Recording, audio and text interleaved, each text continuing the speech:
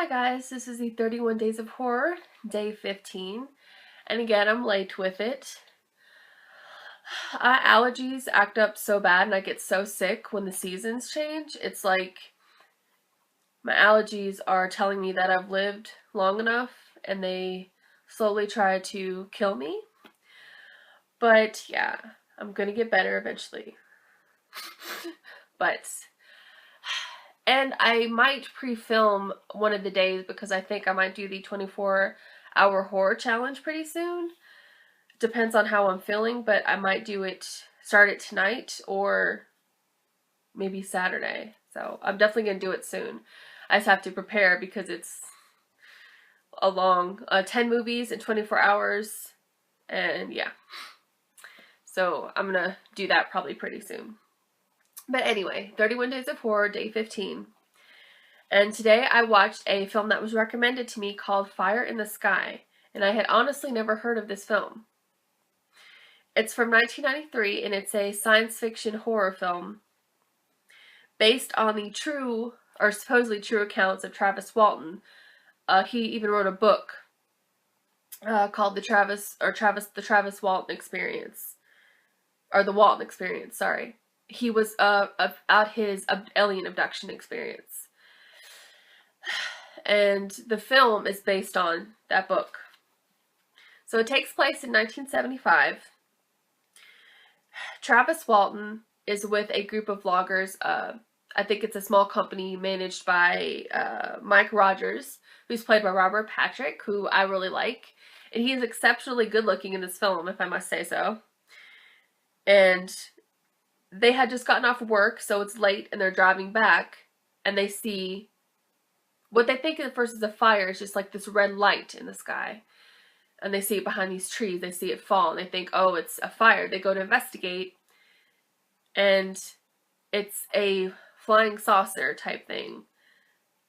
Travis jumps out of the truck and goes toward it. Everyone's screaming at him not to. I mean, to get back, they're scared of it, which of course anyone would be. He goes forward, goes toward it. Then he starts to come back. When he starts to come back to the truck, a beam almost shoots out and he is raised up into the sky. Then he's dropped. The group gets scared, so they leave. And then Travis is missing for 5 days. While he's missing, the town goes crazy. It's Snowflake, Arizona. The town goes crazy. They think that the group of vloggers killed Travis. So there's all this anger from residents. The police are investigating things. They want them to take a lie detector test. They even call in a higher-up lieutenant, Frank Waters, played by James Garner, who I was happy and sad to see because he died this year in June, and he's such a good actor, and I really loved him, so I was happy to see him in this, but it made me kind of sad because he did die earlier this year. But he is in this, and Frank Waters comes to help investigate because they think it's a murder case. Then on the 5th day, Travis is found. He calls from a payphone in some like far off gas station. They come to get him, and he's completely naked. He's scared. He doesn't want people. He screams when you touch him, and he talks about his.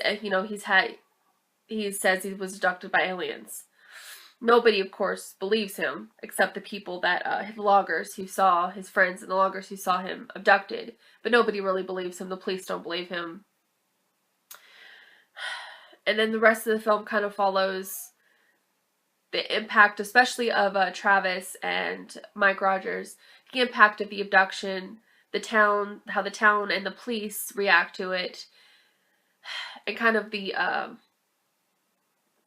post-traumatic stress that Travis is feeling after the horrible experience he's been through.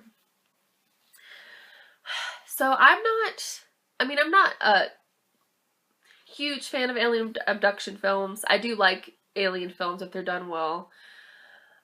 But I will admit I haven't watched a ton of them, but I thought this was a really good film. I know that because I read a little bit about it. It didn't make a lot of money when it was released originally. and now it's kind of like a cult film. But I thought it was really good. The acting was all really good. D.B. Sweeney plays Travis Walton. He did a good job. I will have to say, I really liked Robert Patrick in this. He was the standout performance to me. I just thought he was great. There's some horror elements in it. It's not an overall horror movie, but Travis gets occasional flashbacks to his experience, and you get to see kind of the treatment he endured by the aliens, and kind of the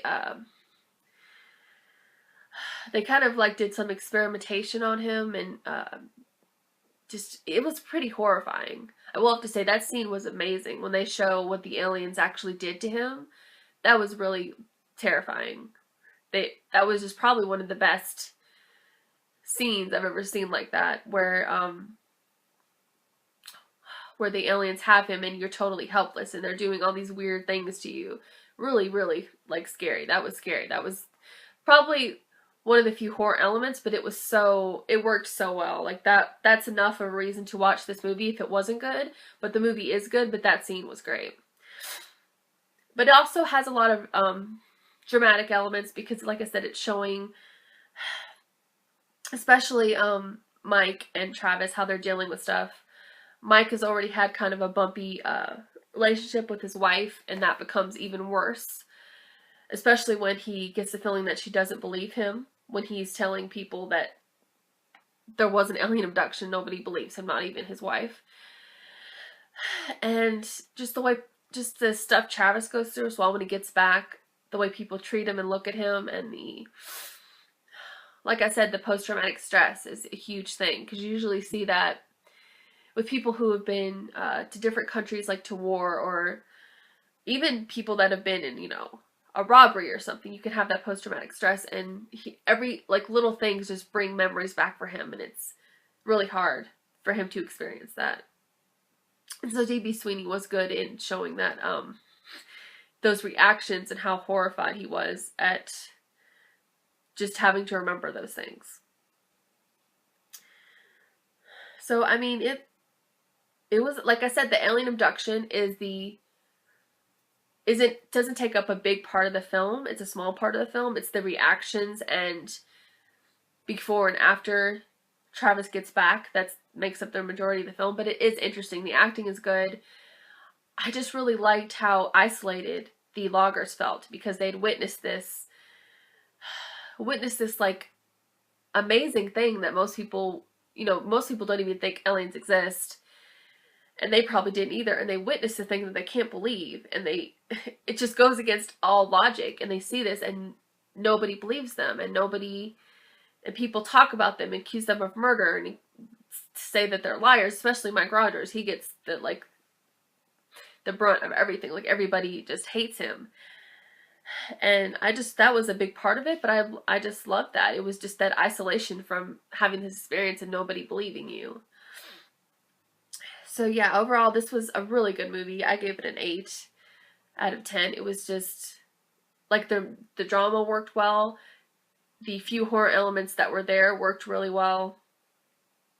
And yeah, it was just an overall good film, and I highly recommend it, even if you're not into alien stuff, which I'm not super into it. This is a really good film to watch, because it was just overall an enjoyable experience. So that is my review of Fire in the Sky for the 15th day of the 31 Days of Horror. And as always, thank you so much for watching. Bye.